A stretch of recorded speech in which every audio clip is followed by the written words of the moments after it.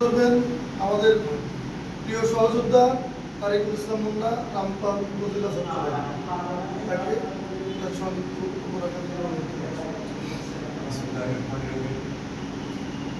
আমি মোহাম্মদ তারিকুল ইসলাম মুন্না রামপাল উপজেলা ছাত্র দল।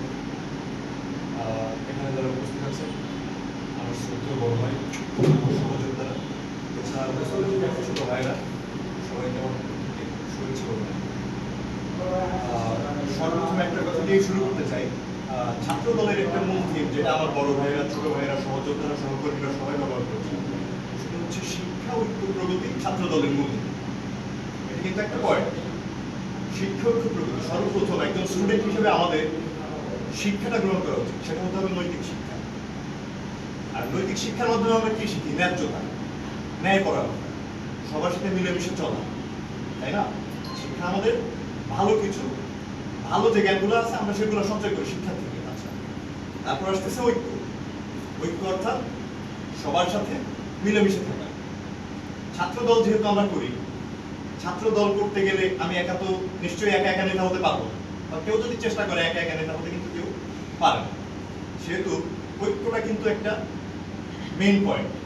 ঐক্য যদি আমাদের না থাকে তাহলে আমরা কিন্তু ফিউচারে এগোতে পারবো না। আমাদের তো একটা ফিউচার প্ল্যান থাকে। ছাত্র দল যেহেতু সবাই করতেছে, সবার একটা ফিউচার প্ল্যান আছে। কেউ ভালো জায়গায় যাবে এখন যে পর্যায়ে আছে, কেউ হয়তো নতুন শুরু করছে, নবীন যারা আছে, কেউ হয়তো ভালো পর্যায়ে যাওয়ার জন্য চেষ্টা করতেছে, যারা পুরাতন আছে তারা হয়তো ভালো একটা পজিশনে আসবে। সবার জন্যই দোয়া থাকবে।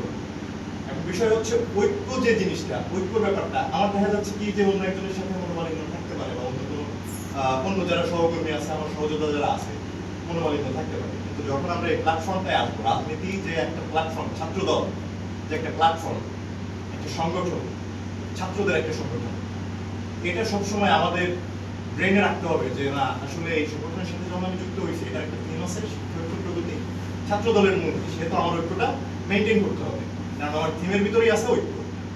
আচ্ছা, তারপর আসতেছি আমরা প্রগতি। আমাদের যদি শিক্ষা আর ঐক্য থাকে, প্রগতিশীল আমরা এমনিই হব নাকি? শিক্ষাটা নিতে হবে ভালো শিক্ষা, ঐক্যটা করতে হবে সবার সাথে। কে শত্রু কে বন্ধু এত দেখার সময় নেই ভাই। বিপদের সময় সবাই পাশে ছিল।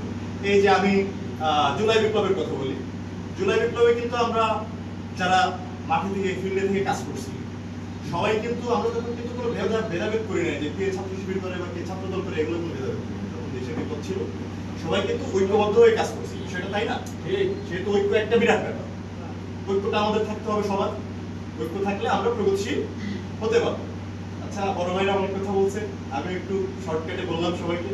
ধন্যবাদ আমার মতো ক্ষুদ্র ব্যক্তির কথা মনোযোগ দিয়ে শোনার জন্য। আসসালামু আলাইকুম।